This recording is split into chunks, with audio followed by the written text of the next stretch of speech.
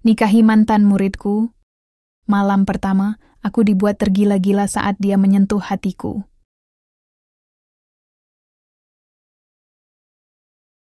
Aku mengecup bibirmu lagi.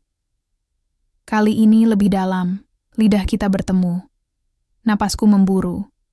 Aku melepas bajumu perlahan. Kemeja putih yang melapisi tubuhmu yang sempurna. Kamu cantik. Lebih dari yang pernah aku bayangkan.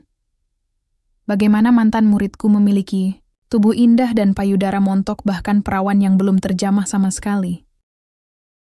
Matahari pagi mulai menyelinap dari balik perbukitan di sebelah timur Tasikmalaya. Sinar keemasannya menerobos tirai jendela rumahku yang sederhana, membangunkanku dari tidur nyenyak. Aku bangkit pelan, duduk di tepi ranjang, lalu mengusap wajahku dengan kedua tangan. Udara pagi yang sejuk bercampur aroma tanah basah masuk melalui ventilasi. Hari ini adalah hari pertamaku sebagai guru di SMK Negeri 1 Tasikmalaya. Aku, Arvino Danusyah Putra, usia 25 tahun. Baru saja menyelesaikan studiku di jurusan Pendidikan Matematika Universitas Padjadjaran Bandung. Dari kecil, aku dibesarkan dalam keluarga guru. Ayah dan ibuku sama-sama guru di SMP Negeri 2 Tasikmalaya. Kedisiplinan, tanggung jawab, dan nilai-nilai moral selalu menjadi fondasi dalam hidupku. Rumahku sendiri terletak di Desa Cisayong, sebuah desa kecil yang masih termasuk wilayah Kabupaten Tasikmalaya. Rumah itu kudapat dari warisan nenekku yang sudah tiada. Bangunan sederhana berlantai keramik putih, tembok dicat biru muda, atap genteng merah. Di halaman depan ada pohon mangga tua yang rindang, dan di belakangnya ada kebun kecil tempatku menanam sayuran seperti kangkung, sawi, dan bayam. Aku bukanlah orang yang suka ribut-ribut. Hidupku cenderung tenang, tertib, dan terencana. Sejak kuliah pun aku jarang keluar malam. Lebih memilih membaca buku atau membuat persiapan pembelajaran untuk calon siswaku nanti. Aku percaya bahwa menjadi guru bukan sekadar pekerjaan.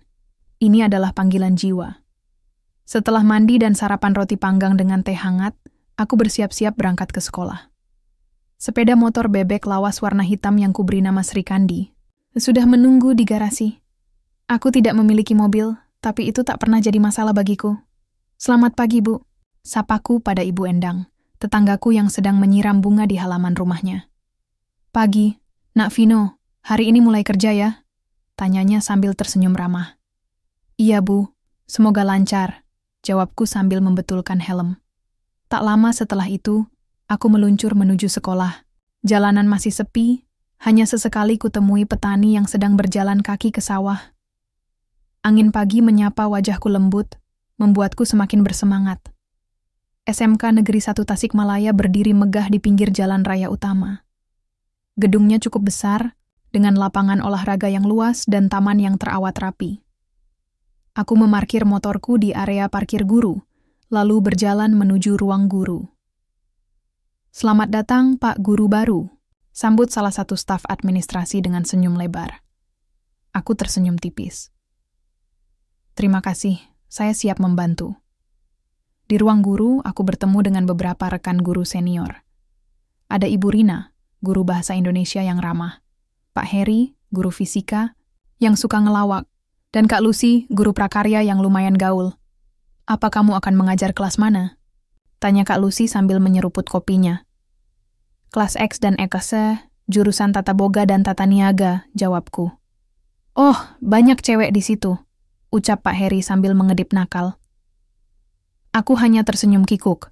Aku tak terbiasa dengan pembicaraan seperti itu. Setelah rapat singkat, akhirnya jam pelajaran pertama dimulai. Aku masuk ke kelas 11 Tata Boga. Suasana riuh sejenak langsung hening ketika aku mengetuk meja. Assalamualaikum, sapaku. Waalaikumsalam, jawab mereka kompak. Aku melihat barisan wajah muda di hadapanku, sebagian besar perempuan. Beberapa menatapku dengan tatapan penasaran. Aku bisa rasakan getaran antusiasme dari mereka. Nama saya Arvino Danusyah Putra. Saya akan menjadi guru matematika kalian semester ini. Saya harap kita bisa saling mengenal dan bekerja sama, baik dalam proses pembelajaran.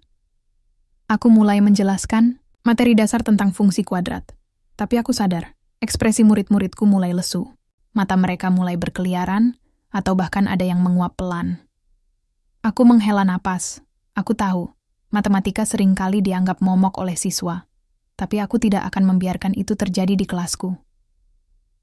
Sebelum lanjut, mari kita mainkan permainan. Kecil dulu, ujarku tiba-tiba. Mereka sontak terkejut, lalu berbisik-bisik. Permainan? Betul. Permainan bernama Siapa Cepat, Siapa Benar. Kita akan belajar konsep fungsi kuadrat lewat tebak-tebakan. Hadiahnya, nilai tambahan plus snack sore ini. Mata mereka mulai bersinar. Suara riuh pun terdengar. Aku tersenyum dalam diam. Ini baru permulaan. Tapi aku yakin, dengan cara ini, mereka akan mulai menyukai matematika. Bahkan mungkin menyukaiku juga.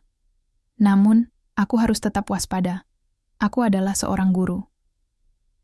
Batasan antara profesionalisme dan perasaan harus selalu. Jelas aku tak boleh lengah. Sudah hampir 2 bulan aku mengajar di SMK Negeri 1 Tasikmalaya. Jujur saja, awalnya aku merasa cemas. Aku takut tidak bisa membangun hubungan baik dengan siswa. Apalagi kelas yang kumasuki mayoritas adalah perempuan. Dan itu berarti dinamikanya lebih kompleks. Tapi seiring waktu, ternyata mereka menerima kehadiranku dengan baik. Bahkan, beberapa dari mereka mulai menyukai pelajaran matematika. Bukan hanya karena materinya mudah dipahami, tapi juga karena cara penyampaiannya yang santai dan menyenangkan. Aku selalu mencoba membuat suasana kelas hidup. Kadang, aku bawakan lagu edukasi tentang rumus persamaan kuadrat. Kadang, kami main kuis cepat-tepat menggunakan kartu jawaban. Kadang, bahkan aku ceritakan analogi soal-soal matematika lewat cerita cinta atau petualangan. Bayangkan, kataku suatu hari saat menjelaskan grafik fungsi kuadrat, kamu sedang jatuh cinta pada seseorang, tapi dia tidak tahu kamu ada. Namatas kamu ingin titik seada grafik yang belum menyentuh sumbu X.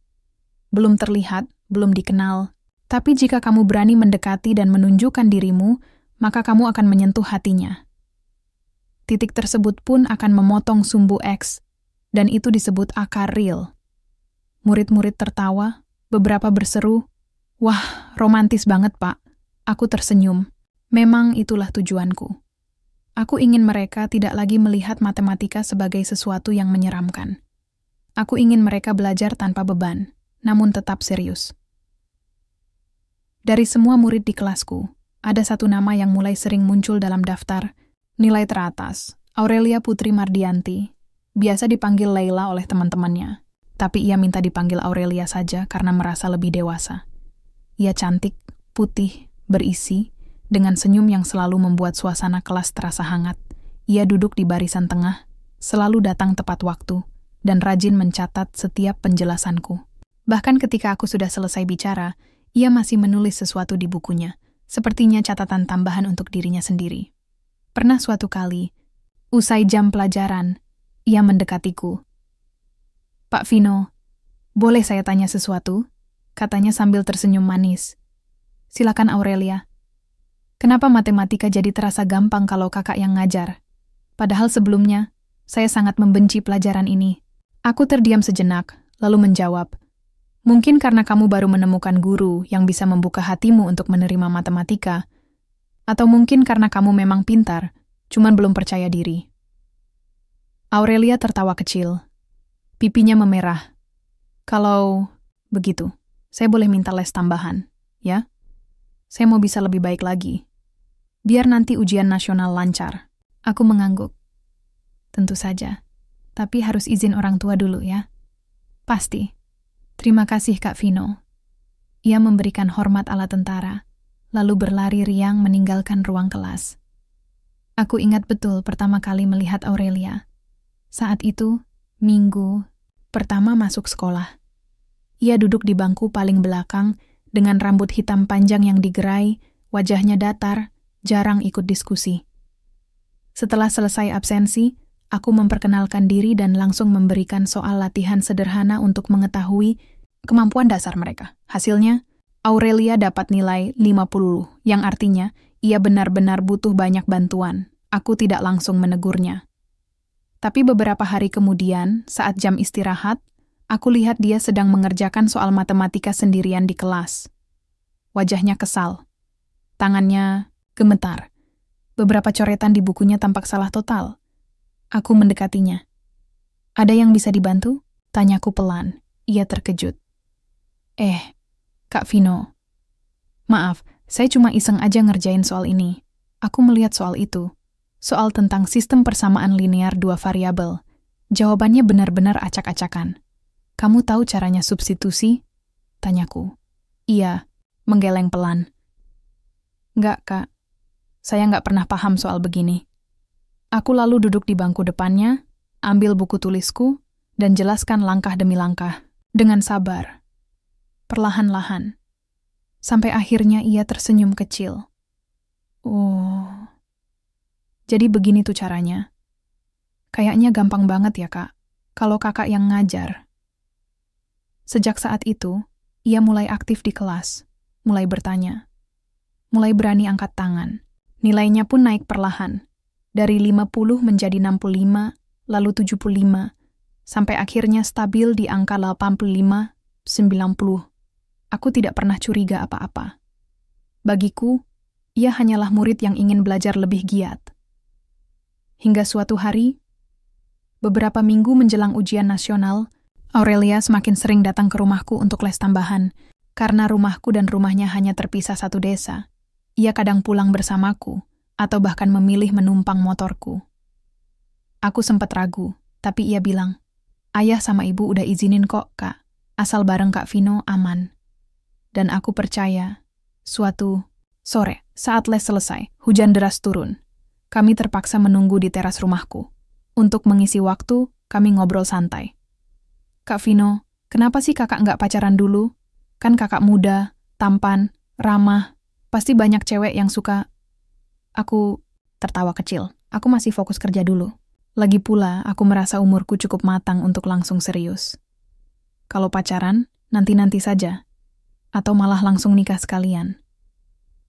Aurelia diam sejenak, lalu berkata pelan, "Kalau ada yang suka sama kakak, tapi kakak nggak sadar, bagaimana?" "Ya," aku menoleh.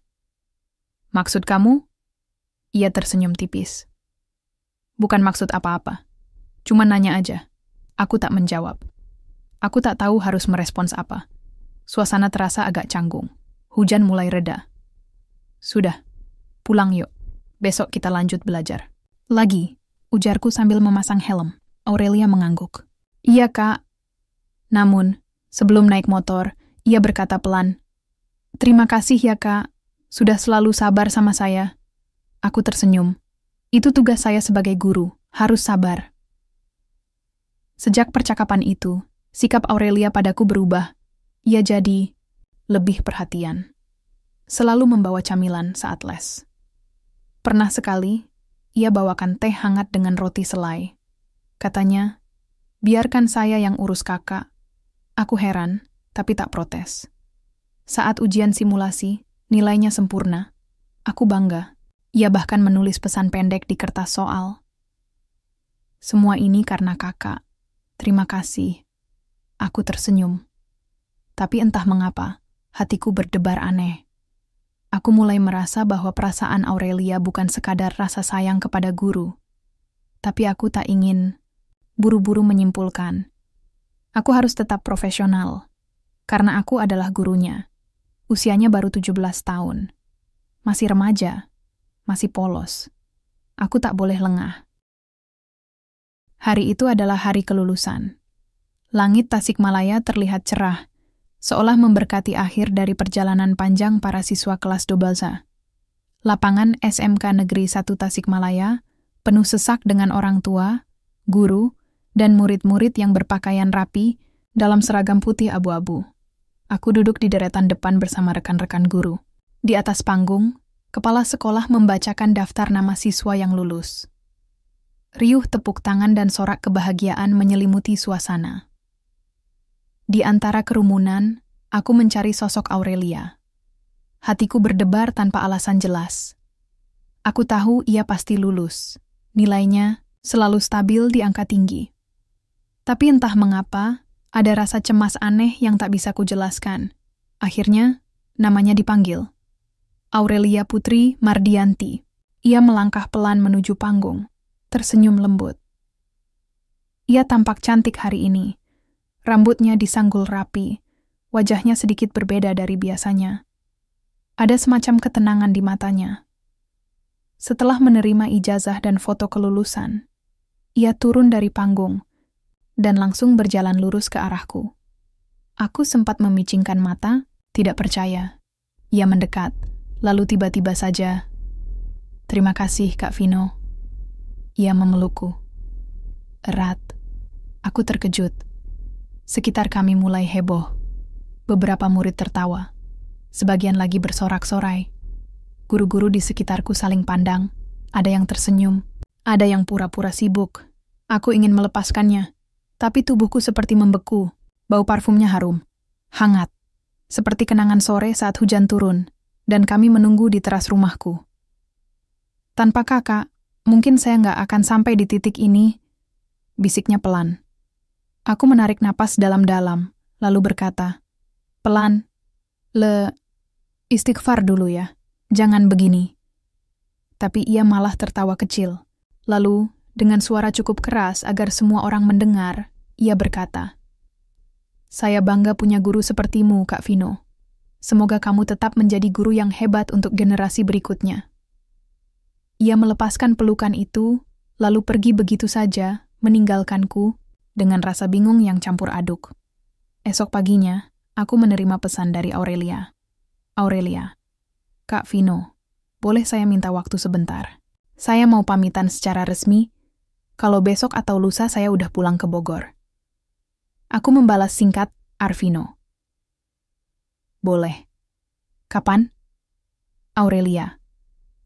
"Besok siang, Kak. Kalau Kakak senggang."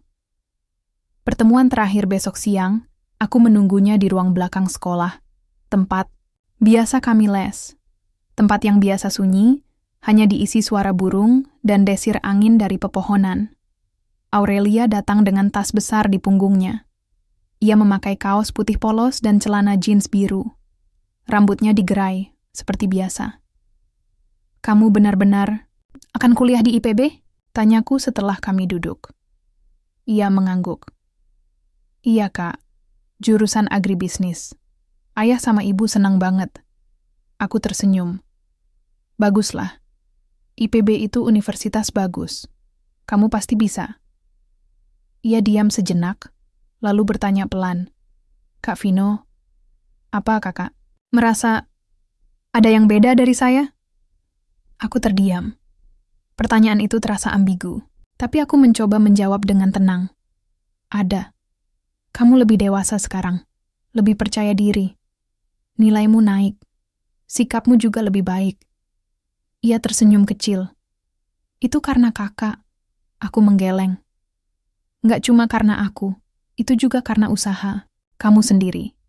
Ia menatapku. Matanya teduh, tenang. Namun ada sesuatu di balik tatapan itu. Sesuatu yang membuat dadaku terasa sesak. Kalau saya bilang, saya menyukai Kakak bukan sebagai guru, tapi sebagai laki-laki, Kakak marah nggak? Aku terkesiap. Napasku seakan terhenti sejenak. "Aurelia, maaf Kak, tapi saya nggak bisa diam aja. Saya sudah mencoba menahan perasaan ini sejak pertama kali Kakak masuk kelas. Tapi semakin lama, rasanya semakin kuat." Aku menunduk, berusaha menahan emosi yang mulai naik. "Kamu masih muda, Le. Masih banyak waktu untuk merasakan hal-hal seperti ini. Aku gurumu. Ini tidak pantas. Tapi Kakak juga manusia. Punya hati, punya perasaan. Apakah Kakak nggak pernah merasa ada sesuatu yang beda dari saya?" Aku diam. Benakku berputar. Cepat. Kenangan-kenangan itu muncul satu persatu. Saat ia membawakan teh hangat, saat ia menulis catatan kecil di soal ujian, saat ia memelukku di hadapan semua orang. Aku memang bukan orang bodoh. Aku tahu. Aku bisa merasakan. Tapi aku selalu berusaha mengabaikannya. Aku harus tetap profesional. Aku guru. Kamu murid. Ini tidak bisa dibawa kemana-mana. "Saya bukan murid Kakak lagi," jawabnya pelan. Saya sudah lulus. Status saya bukan lagi murid. Saya bebas. Aku menghela napas panjang. Aku tahu ini akan jadi awal dari sesuatu yang mungkin tidak bisa aku kendalikan lagi. Dengarkan aku, Le. Aku tidak akan melarangmu untuk menyimpan perasaan itu. Tapi aku butuh waktu. Aku perlu waktu untuk memproses ini. Kita belum tahu apa yang akan terjadi nanti. Mungkin kita akan bertemu lagi. Atau mungkin tidak. Tapi aku tidak bisa membalas perasaanmu sekarang. Saya nggak minta kakak membalas sekarang, katanya sambil tersenyum tipis. Saya cuma ingin kakak tahu bahwa saya pernah sangat menyukai kakak. Bahkan mungkin mencintai kakak. Itu saja. Aku menatapnya. Lama. Dalam diam. Lalu, aku tersenyum kecil. Kalau begitu, jaga diri baik-baik di Bogor. Jangan lupa belajar. Jangan lupa sholat. Dan, kalau kamu menemukan orang yang lebih baik daripada aku, jangan ragu ambil kesempatan itu. Tapi, mungkin gak ada yang lebih baik daripada kakak. Bisiknya. Aku tertawa kecil. Jangan sok romantis, Le.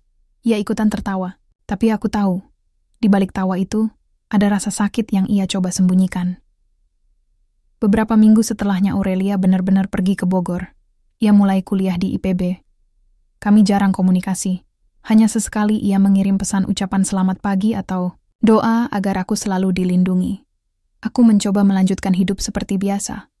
Mengajar, membaca buku, berkebun, dan kadang nonton film sendirian di rumah. Namun, entah mengapa, aku mulai merasa ada sesuatu yang hilang. Aku tidak menyadarinya saat itu, tapi ternyata hatiku mulai goyah. Dan mungkin perasaan itu tidak sepenuhnya salah. 2 tahun berlalu sejak Aurelia pergi ke Bogor. Aku masih tinggal di rumah yang sama, masih mengajar di SMK Negeri 1 Tasikmalaya, dan hidupku terasa biasa-biasa saja. Aku tidak pernah menikah. Orang tua sering mendesak, tapi aku selalu bilang, belum siap. Padahal mungkin hatiku masih menyimpan sesuatu yang tak bisa kusebut namanya, Aurelia. Tidak, dia sudah kuliah, dia punya dunia barunya sendiri. Aku mencoba melupakan kenangan itu. Mencoba menguburnya dalam-dalam, tapi ternyata takdir punya cara tersendiri untuk membuka kembali lembaran lama. Saat itu adalah malam Sabtu. Ayah dan ibuku sedang duduk di ruang tamu, menonton acara TV sambil menyeruput teh hangat. Aku baru pulang dari toko kelontong, membeli beras dan minyak goreng. Belum sempat aku meletakkan belanjaan itu, tiba-tiba ada ketukan pelan di pintu depan. "Assalamualaikum," terdengar suara seorang pria dewasa dari luar. "Waalaikumsalam," jawab ayahku sambil membuka pintu. Di ambang pintu berdirilah sepasang suami istri. Laki-laki sekitar 50-an tahun dengan jas hujan biru. Sementara perempuan di sebelahnya tampak lebih muda, memakai kerudung coklat. "Permisi, Mas Rudi masih tinggal di Cisayong?" tanya laki-laki itu. Ayahku mengernyitkan dahi. "Iya, saya Rudi. Siapa ya?" "Saya Adi, teman kuliah dulu di IKIP Bandung. Masih inget nggak?" Ayahku terkejut, lalu tersenyum lebar. "Oh, wah, lama banget kita nggak ketemu." Aku diam di belakang, mendengarkan percakapan mereka. Ibu juga ikut, menyambut tamu tersebut. Setelah basa-basi sejenak, pasangan itu akhirnya masuk ke dalam rumah. Barulah saat itulah mataku bertemu dengan wanita di sebelah pria, bernama Pak Adi. Dan jantungku berdebar keras. Wajahnya begitu familiar. Aku seperti melihat bayangan masa lalu. "Ini anak kami, Maya," kata Pak Adi, memperkenalkan istrinya. "Dia guru bahasa Indonesia di SMA Negeri 3 Bogor." Aku tersenyum sopan. "Senang berkenalan dengan ibu." "Sama-sama," jawab Bu Maya ramah. "Anak kami juga sering cerita tentang Bapak, Pak Vino." Aku terdiam. "Anak ibu? Aurelia?" "Bu." Maya tersenyum lebar. "Iya, Aurelia Putri Mardianti. Kamu masih ingat dia?" Aku mengangguk pelan. "Iya, Bu. Saya dulu guru matematikanya." "Oh, jadi benar," seru Pak Adi. Maya sering cerita betapa hebatnya guru Aurelia. Katanya, Aurelia sampai berubah total gara-gara kakak. Dari yang benci matematika jadi suka. Nilainya naik drastis. Sampai akhirnya lulus dengan nilai bagus. Bahkan sekarang kuliah di IPB. Semua ini karena kakak. Aku tertawa kecil. Itu semua usaha Aurelia juga, Pak. Saya hanya membantu. Tapi kamu pasti sangat berarti buat dia, ucap Bu Maya. Kalau boleh tahu, kakak masih lajang? Aku sedikit terkejut dengan pertanyaannya. Ayah dan ibuku saling pandang, lalu tersenyum samar. Iya, Bu. Masih, jawabku jujur. Kalau begitu, Bu Maya menoleh pada suaminya, lalu berkata pelan. Mungkin ini takdir, karena sebenarnya kami datang kemari bukan hanya sekadar silaturahmi biasa. Aku mengernyit. Maksud ibu? Pak Adi menarik napas panjang, lalu menjawab. Kami ingin meminang kakak untuk menikahi Aurelia. Aku terpaku. Ucapan itu seperti petir di siang bolong. Kami tahu ini terdengar tiba-tiba. Lanjut Bu Maya cepat. Tapi Aurelia sering cerita betapa baiknya kakak. Betapa sabar, bijak, dan penuh tanggung jawab. Kami yakin kalau Aurelia menikah dengan kakak, dia akan bahagia.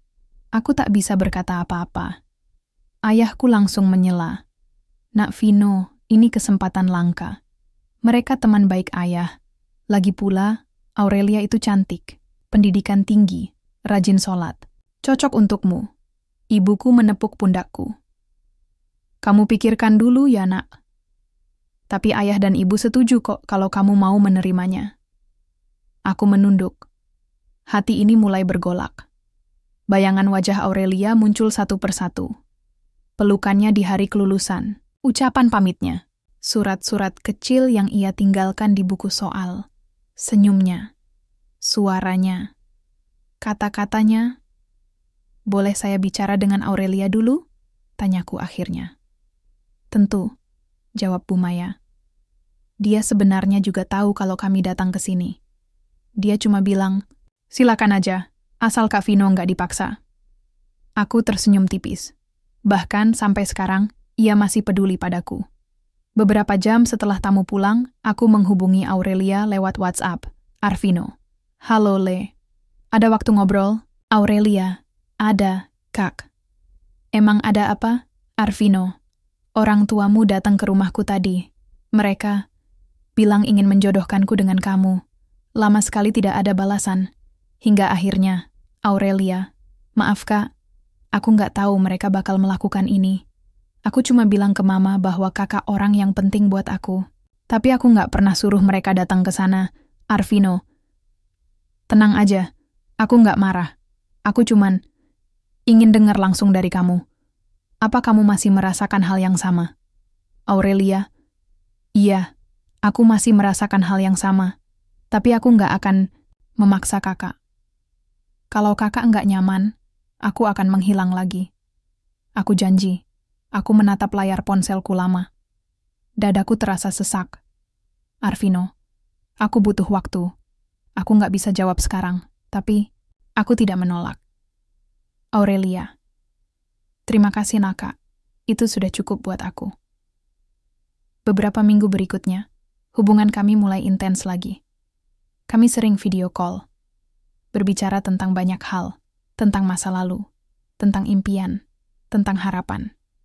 Aku mulai mengenal Aurelia lebih dalam, bukan sebagai murid, tapi sebagai seorang wanita muda yang punya mimpi besar, hati yang lembut, dan rasa sayang yang tulus. Setiap kali kami berbicara, aku semakin yakin bahwa mungkin inilah saatnya aku membuka hati. Untuk pertama kalinya sejak lama, aku mulai membayangkan masa depan bersamanya.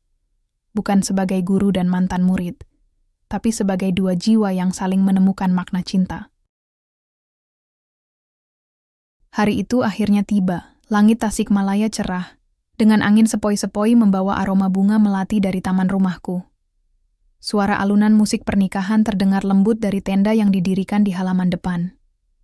Tetamu berdatangan satu persatu, mengenakan pakaian terbaik mereka untuk menyaksikan momen penting dalam hidupku. Aku duduk di kursi pelaminan, memakai jas putih rapi dengan dasi hitam. Tanganku gemetar. Bukan karena takut, tapi karena aku tidak percaya ini benar-benar terjadi. Aku akan menikahi mantan muridku sendiri. Aurelia Putri Mardianti. Dulu, Ia hanya seorang siswi yang suka datang les tambahan.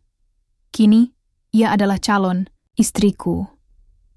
Aku masih ingat saat pertama kali melihatnya masuk kelas 2 tahun lalu. Ia duduk di barisan tengah, jarang angkat tangan, dan nilai matematikanya masih rendah. Tapi setelah beberapa bulan dibimbing, ia mulai bangkit.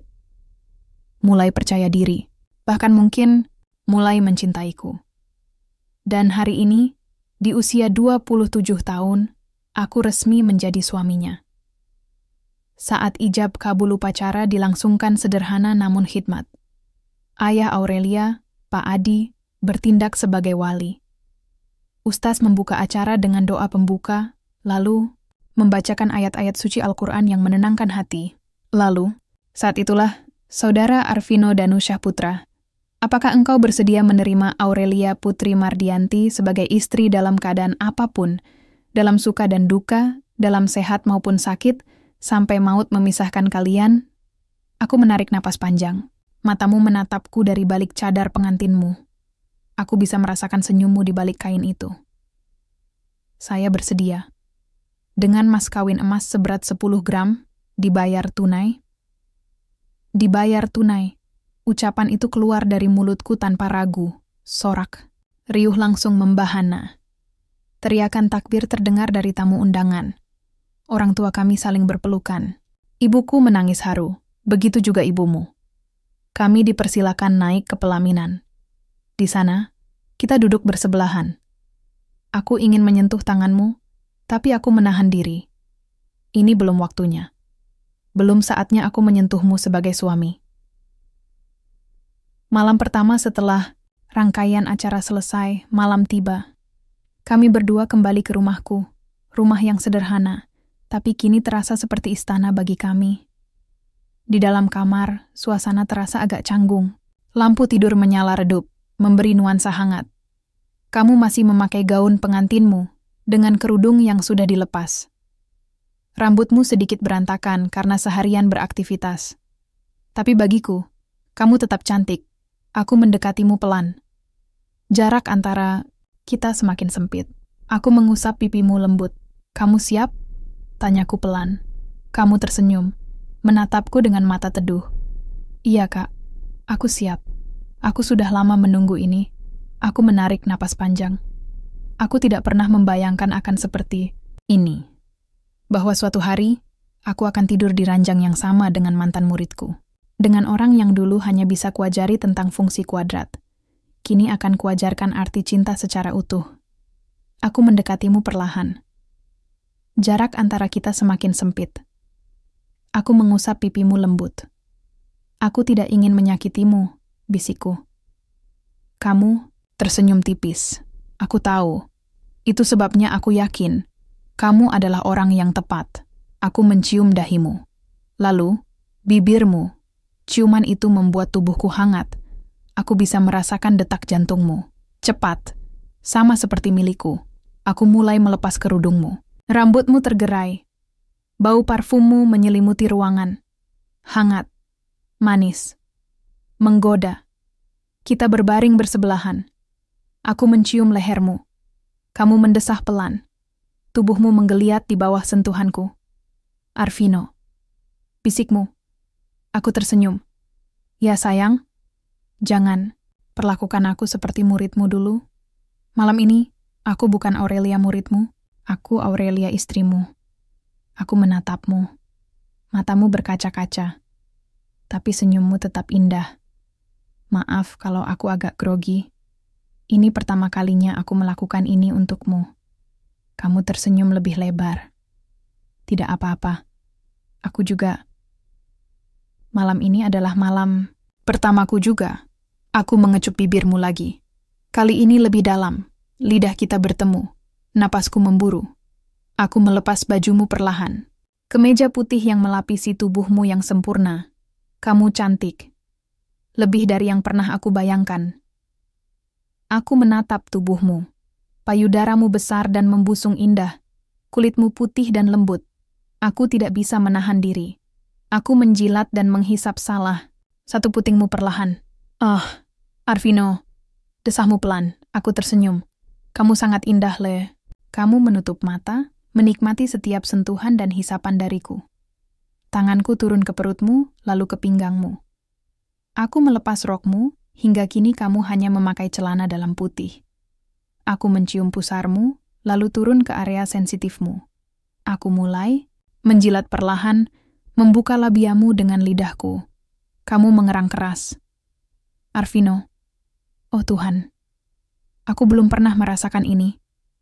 Aku tersenyum. Aku akan membuat malam ini jadi yang terbaik untukmu.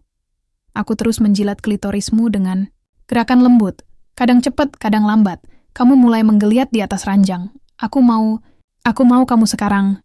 Desakmu serak, aku menatapmu. Kamu yakin? Kamu mengangguk. Iya, aku siap. Aku melepas celana dalammu, lalu perlahan membuka celana sendiri. Penisku sudah tegang. Kamu melihatnya dengan tatapan seduktif. Dia besar sekali. Bisikmu. Aku tertawa kecil. Itu semua untukmu, sayang.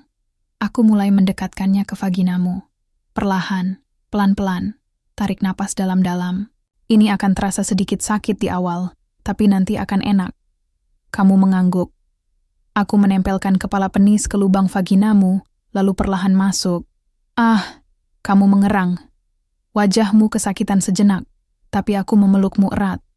Tenang, aku di sini. Perlahan, aku terus masuk hingga ujungnya menyentuh himenmu.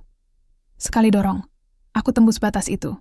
Ah, kamu mengerang keras, air mata mulai turun dari pipimu. Aku memelukmu erat. Sudah, sayang. Sudah lewat. Beberapa detik berlalu. Nyerimu mulai berkurang. Kamu menatapku lagi. Lanjutkan. Aku siap. Aku mencium bibirmu, lalu mulai bergerak perlahan. Masuk dan keluar. Ritme yang lembut. Setiap kali aku masuk, kamu mendesah. Setiap kali aku keluar, kamu mendengus. Arvino, lebih dalam lagi. Aku menuruti permintaanmu.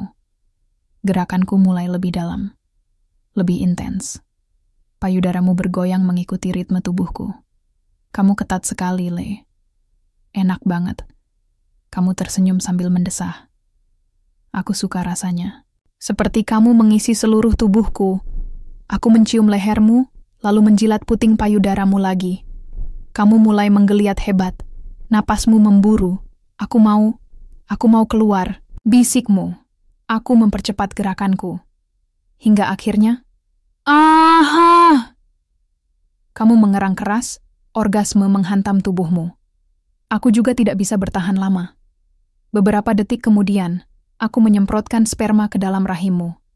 Aurelia, aku menyayangimu. Kita berpelukan erat. Bibirku menyentuh keningmu. Hatiku terasa hangat. Aku tahu, ini bukan sekadar hubungan fisik.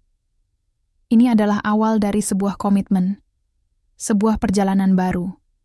Sebuah cinta yang telah menunggu selama 2 tahun untuk menjadi nyata. 2 bulan berlalu sejak pernikahan kami. Kehidupan rumah tangga kami berjalan lancar. Aurelia dan aku mulai menyesuaikan diri dengan rutinitas baru. Ia tetap melanjutkan kuliahnya di IPB Bogor, sementara aku tetap mengajar di SMK Negeri 1 Tasikmalaya. Setiap akhir pekan, ia pulang ke rumahku. Kami membangun keseharian yang harmonis, masak bersama, nonton film, atau sekadar duduk-duduk di teras sambil menikmati teh hangat dan obrolan ringan. Aurelia bukan hanya istri yang cantik, tapi juga sangat dewasa. Ia tahu batasan antara hidup sebagai istri guru dan mantan murid. Ia tidak pernah memperlakukan hubungan ini seperti drama sinetron. Ia selalu menunjukkan sikap sopan, bijak, dan penuh pengertian. Tapi, ada sesuatu yang mulai terasa aneh.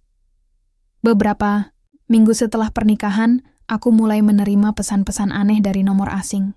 Awalnya kupikir itu spam biasa, tapi lama-lama isi pesannya semakin mencurigakan. Kak Vino, jangan percaya sama Aurelia. Dia nggak benar-benar cinta sama kakak. Dia cuma pengen naikin status aja. Jadi istri guru biar kelihatan hebat. Aku langsung menghapus pesan itu. Tapi beberapa hari kemudian, ada lagi. Aurelia sering ketemuan sama cowok lain di Bogor loh. Aku punya bukti fotonya. Mau lihat? Aku tidak menjawab. Aku yakin Aurelia tidak akan melakukan hal-hal seperti itu. Kami saling percaya. Hubungan kami dibangun atas dasar kesadaran, bukan paksaan. Namun, entah mengapa, pikiran itu mulai merasuk sedikit demi sedikit. Aku mencoba mengabaikannya, tapi bayangan rasa curiga mulai menyelinap masuk. Rasa curiga yang mulai tumbuh suatu malam. Saat Aurelia sedang di Bogor, aku membuka laptop dan melihat riwayat pencarian di browser. Entah kenapa, aku mengetik nama ciri-ciri wanita selingkuh dan membaca beberapa artikel. Aku tersadar. Apa yang sedang aku lakukan? Aku bahkan mulai memeriksa riwayat panggilan dan chat WhatsApp Aurelia secara diam-diam. Padahal, aku sendiri yang dulu berkata bahwa aku percaya padanya sepenuhnya. Aku merasa bersalah. Tapi rasa ragu itu tak bisa hilang begitu saja. Hingga suatu hari, saat Aurelia pulang, aku mencoba membicarakannya. Ada sesuatu yang ingin aku tanyakan? Iya, Kak. Apa? Aku dapat beberapa pesan dari nomor tidak dikenal. Isinya tentang kamu. Katanya kamu sering bertemu orang lain di Bogor. Bahkan katanya kamu tidak benar-benar mencintai aku. Aurelia terkejut. Matanya membelalak. Siapa yang bilang gitu? Dari mana mereka tahu aku? Aku juga nggak tahu. Tapi, apa kamu punya musuh atau teman yang mungkin nggak suka sama kita? Aurelia diam sejenak, lalu berkata, pelan, ada satu orang. Lina, teman satu sekolah dulu. Dia pernah suka sama kakak. Tapi waktu itu dia nggak berani ngomong apa-apa. Aku kira dia sudah move on. Aku terdiam. Lina, nama itu tidak asing bagiku. Aku ingat, ia adalah salah satu murid yang cukup aktif di kelas. Sering angkat tangan, kadang memberiku snack kecil setelah jam pelajaran. Tapi aku tidak pernah memberinya harapan. Aku selalu menjaga jarak. Jadi, dia yang mungkin mengirim pesan-pesan itu? Mungkin. Dia emang suka bikin drama. Kalau nggak bisa dapetin yang diinginkan, dia akan hancurkan orang lain. Aku menatap Aurelia dalam diam. Aku nggak pernah selingkuh, Kak. Aku nggak pernah menyembunyikan apa-apa darimu. Kamu harus percaya sama aku. Aku percaya. Jawabku pelan. Cuma, kadang, meskipun percaya, rasa ragu itu tetap bisa datang. Terutama kalau ada yang sengaja menaburkan benih keraguan. Aurelia mendekatiku dan memeluk erat. Aku nggak akan biarkan siapapun merusak rumah tangga kita. Ini milik kita berdua. Aku nggak akan biarkan siapapun merebutmu dariku. Aku membalas pelukannya. Hatiku tenang. Namun, aku tahu ini belum selesai. Pertemuan dengan Lina beberapa minggu kemudian, Aurelia mengajakku untuk datang ke acara reuni alumni SMK. Aku awalnya ragu, karena banyak kenangan masa lalu yang muncul. Tapi Aurelia meyakinkanku, ini kesempatan, baik buat kita ketemu teman-teman lama. Lagi pula, kamu kan gurunya dulu. Pasti banyak yang masih ingat sama kakak. Acara itu digelar di sebuah restoran besar di Bandung. Banyak mantan murid hadir. Beberapa sudah bekerja, ada yang sudah menikah, ada juga yang masih kuliah. Di tengah-tengah suasana ramai, aku melihat seseorang yang membuatku agak gelisah. Lina. Ia berdiri di sudut ruangan, memandangku dengan senyum samar. Rambutnya disanggul, wajahnya tampak lebih dewasa, tapi matanya masih sama. Penuh dendam. Aurelia menatapnya tajam. Dia tuh, Kak, yang ngirim pesan-pesan itu. Yakin? Iya. Aku pernah lihat dia ngechat seseorang di grup alumni. Katanya, aku bakal balas dendam ke Arvino dan Aurelia. Mereka nggak pantas bersama. Aku menarik napas panjang. Aku nggak pernah menyakitinya. Kenapa dia sampai begini? Aurelia menggeleng. Orang yang dipenuhi rasa iri, Kak, selalu cari alasan untuk membenci. Aku memutuskan untuk mendekati Lina. Aku tidak ingin menghindar. Aku ingin bicara baik-baik. Lina, boleh aku bicara sebentar? Ia tersenyum sinis. Ya Pak Guru, tentu saja. Aku tidak pernah bermaksud menyakitimu. Aku hanya fokus pada tugasku sebagai guru. Tapi kalau kamu mengirim pesan-pesan itu kepada aku, itu tidak fair. Itu fitnah. Itu bisa merusak rumah tangga kami. Lina mendengus.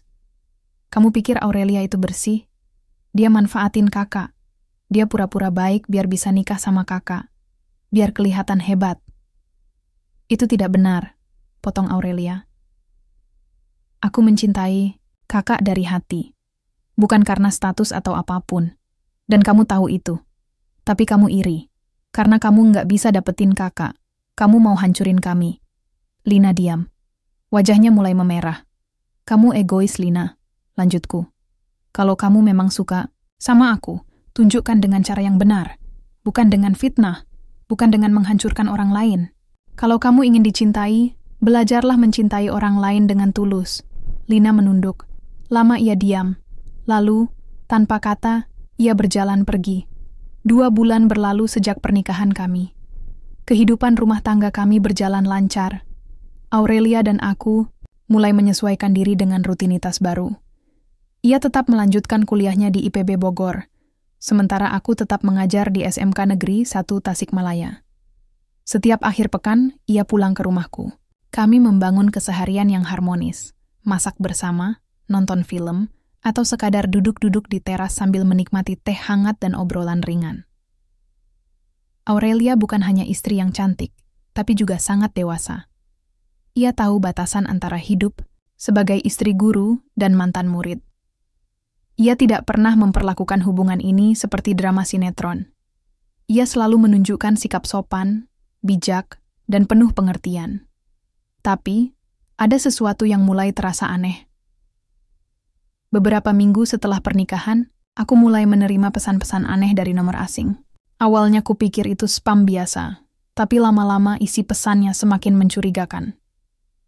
Pesan. Kak Vino, jangan percaya sama Aurelia. Dia nggak benar-benar cinta sama kakak. Dia cuma pengen naikin status saja. Jadi istri guru biar kelihatan hebat. Aku langsung menghapus pesan itu. Tapi beberapa hari kemudian, ada lagi. Pesan, Aurelia sering ketemuan sama cowok lain di Bogor loh. Aku punya bukti fotonya. Mau lihat, aku tidak menjawab. Aku yakin Aurelia tidak akan melakukan hal-hal seperti itu. Kami saling percaya. Hubungan kami dibangun atas dasar kesadaran, bukan paksaan.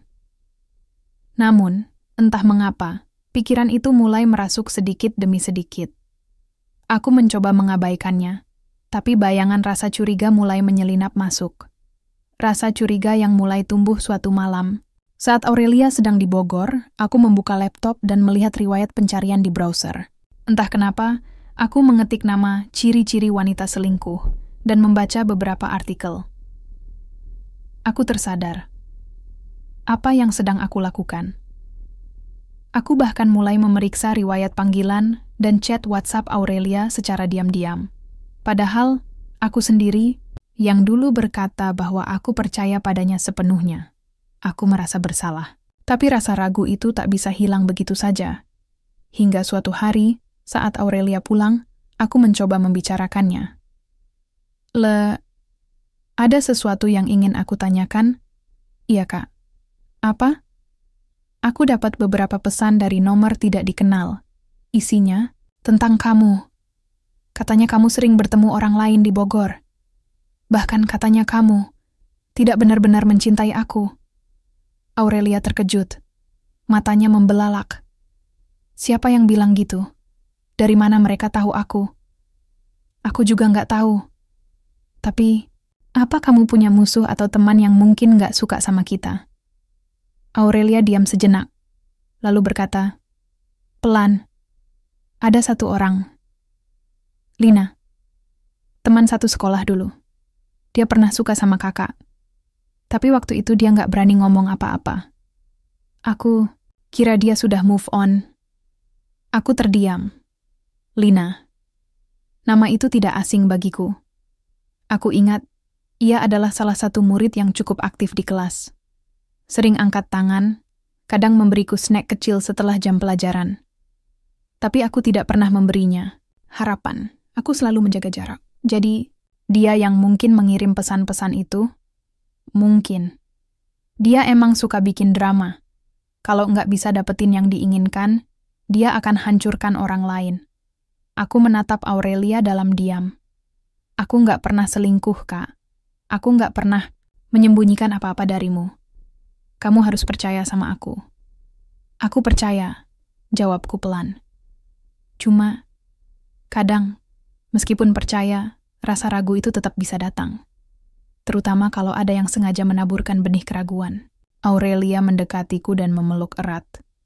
Aku nggak akan biarkan siapapun merusak rumah tangga kita. Ini milik kita berdua. Aku nggak akan biarkan siapapun merebutmu dariku. Aku membalas pelukannya. Hatiku tenang. Namun, aku tahu, ini belum selesai. Beberapa minggu kemudian, Aurelia mengajakku untuk datang ke acara reuni alumni SMK. Aku awalnya ragu, karena banyak kenangan masa lalu yang muncul, tapi Aurelia meyakinkanku. Ini kesempatan baik buat kita ketemu teman-teman lama. Lagi pula, kamu kan gurunya dulu. Pasti banyak yang masih ingat sama kakak. Acara itu digelar di sebuah restoran besar di Bandung. Banyak mantan murid hadir. Beberapa sudah bekerja, ada yang sudah menikah, ada juga yang... Hari itu adalah hari yang tidak akan pernah aku lupakan seumur hidup. Langit Tasikmalaya pagi itu terlihat cerah. Burung-burung berkicau riang di pohon mangga belakang rumah. Aku baru saja selesai mandi dan bersiap berangkat ke sekolah ketika Aurelia memanggilku dari kamar tidur dengan suara agak panik. Kak Vino, kakak, ini kayaknya udah mau keluar. Aku langsung berlari ke dalam kamar. Aurelia duduk di tepi ranjang, wajahnya pucat, tangannya memegang perutnya yang mulai menegang. Ia sudah hamil 9 bulan, dan ini saatnya ia melahirkan. Sakitnya makin sering, Kak. Kayaknya kontraksi udah deket banget. Aku langsung mengambil handuk dan air hangat, lalu membantunya bangkit. Tenang aja, Le. Aku antar kamu ke rumah sakit sekarang juga. Setelah sampai di RSUD Tasikmalaya, kami langsung masuk ke ruang persalinan. Dokter dan bidan menyambut kami dengan sigap. Aurelia diminta istirahat sementara menunggu tanda-tanda pembukaan lengkap. Aku menemani Aurelia sepanjang waktu, memegang tangannya setiap kali rasa sakit datang, memberinya minum, mengusap keringat di dahinya, menyemangati setiap napasnya. Kamu kuat ya, sayang. Aku di sini sama kamu, bisikku pelan. Iya, Kak, jawabnya serak. Tapi rasanya sakit banget. Ini semua demi anak kita. Lagi pula, kamu nggak sendiri. Aku di sini. 2 jam berlalu. Kontraksi semakin intens. Akhirnya, dokter memberikan aba-aba untuk mulai mengejan. Sekarang saatnya, Bu Aurelia. Silakan mengejan kuat saat saya bilang tarik napas. Aurelia mengangguk. Matanya berkaca-kaca. Aku tetap memegang tangannya erat. Tarik napas dan dorong. Aurelia mengejan sekuat tenaga. Aku bisa melihat wajahnya merah padam karena usaha luar biasa itu. Lagi, tarik napas, dorong. Begitu, terus hingga akhirnya, kepalanya sudah keluar, teriak salah satu bidan. Satu lagi, tarik napas, dorong, dan terdengarlah tangisan bayi yang nyaring mengisi ruangan. Selamat, Pak. Bayi laki-laki, beratnya sekitar 3,4 kilo. Panjang 50 cm, sehat. Aku tersenyum lebar. Air mata haru mulai turun dari pipiku. Sayang, dia lahir. Aurelia tertawa sambil menangis. Wajahnya lelah tapi bahagia. Terima kasih, Kak. Terima kasih sudah ada di samping aku. Aku mencium keningnya lembut. Aku nggak akan kemana-mana. Aku selalu ada buat kamu dan anak kita. Bayi mungil itu diberikan ke pangkuan Aurelia beberapa menit setelah operasi penjepitan tali pusat. Ia masih berlumuran darah dan lendir, tapi begitu aku melihat wajahnya, hatiku langsung luluh. Ia memiliki hidung mancung seperti Aurelia, alis tipis seperti aku, dan kulit putih kemerahan yang halus. Aku menjulurkan jari telunjukku. Perlahan, jari kecilnya menyentuh jariku. Dia mirip banget sama kakak, kata Aurelia sambil tersenyum. Tapi matanya kayak kamu, balasku. Mata indah ibunya. Aku menatap putraku dalam diam. Hatiku dipenuhi rasa haru dan bangga. Aku tak percaya bahwa Tuhan memberiku kesempatan menjadi ayah dari malaikat kecil ini. Aku berbisik perlahan. Selamat datang di dunia, nak. Aku janji. Aku akan menjadi ayah yang baik untukmu. Aku akan melindungi kamu, mendidik kamu, dan membuatmu menjadi manusia yang hebat. Beberapa jam setelah persalinan, kami duduk berdua di ruang rawat inap rumah sakit. Aurelia menyusui bayi kami, sementara aku menatap mereka berdua dengan penuh cinta. Kita kasih nama apa, Kak? Tanya Aurelia pelan. Aku berpikir sejenak, lalu menjawab, bagaimana kalau Raffi Ardan Syahputra? Raffi artinya matahari, kan? Iya, karena dia adalah sinar baru dalam hidup kita. Ardan artinya kekuatan, karena dia akan menjadi anak yang kuat. Dan Syahputra sebagai penghargaan pada keluarga kita. Aurelia tersenyum. Indah sekali, aku suka. Kalau begitu, Raffi Ardan Syahputra resmi jadi nama putra kita. Aku menatap wajah putraku lagi. Ia sedang tertidur pulas di gendongan Aurelia.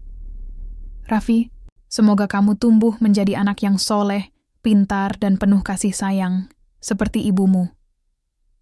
Aurelia mengusap pipiku lembut. Kita akan menjadi keluarga yang bahagia, Kak. Aku yakin itu. Aku mengangguk. Ya, aku percaya itu. Beberapa hari kemudian, kami pulang ke rumah. Rumah sederhana kami kini terasa lebih hidup. Ada tempat tidur bayi di sudut kamar. Ada botol susu, popok, dan baju kecil yang tertata rapi. Setiap malam, aku dan Aurelia bergantian menjaga Raffi. Kadang aku yang bangun tengah malam saat dia menangis. Kadang Aurelia. Tapi tak pernah ada keluhan.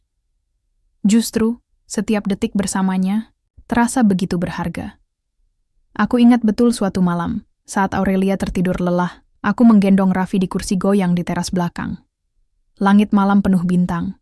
Udara dingin menusuk kulit, tapi aku tidak peduli. Aku menatap wajah mungilnya. Hatiku penuh syukur. Aku tidak pernah membayangkan hidupku akan seperti ini. Aku dulunya hanya guru biasa. Lalu bertemu mama kamu. Dulu muridku. Sekarang istriku. Dan sekarang, kamu hadir sebagai anugerah terbesar dalam hidupku.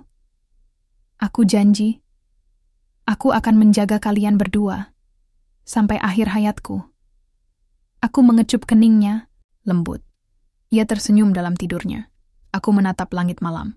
Bintang-bintang berkilauan. Dan di sanalah jawaban dari semua pertanyaanku selama ini. Bahwa cinta memang tidak mengenal aturan. Bahwa hubungan yang sempat terlarang bisa menjadi kisah cinta yang paling indah. Bahwa takdir punya caranya sendiri untuk menyatukan dua jiwa. Dan bahwa kadang malaikat kecil bisa datang dari masa lalu yang tak pernah diduga. 10 tahun telah berlalu sejak hari itu. Hari di mana Aurelia melahirkan Raffi Ardan Syahputra, putra kami yang kini tumbuh menjadi anak laki-laki yang cerdas, lucu, dan penuh semangat. Aku duduk di teras rumah pagi ini, menyeruput secangkir teh hangat sambil memandangi kebun kecil milikku.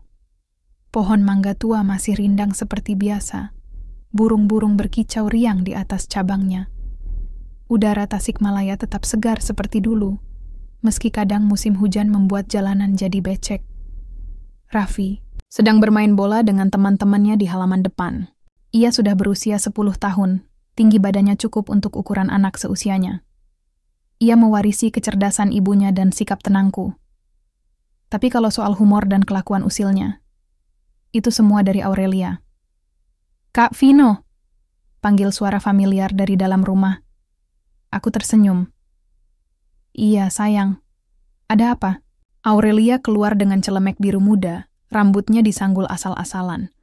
Wajahnya agak berminyak karena habis menggoreng pisang. Tapi bagiku, ia tetap cantik. Bahkan lebih cantik dari masa-masa awal pernikahan kita. Tolong ambilin susu di toko ya. Raffi pengen bubur sama susu hangat. Iya, aku belikan sekarang. Aku bangkit dari kursi goyang, lalu mencium pipinya cepat. Jangan lupa kasih selamat ulang tahun pada si kecil nanti sore.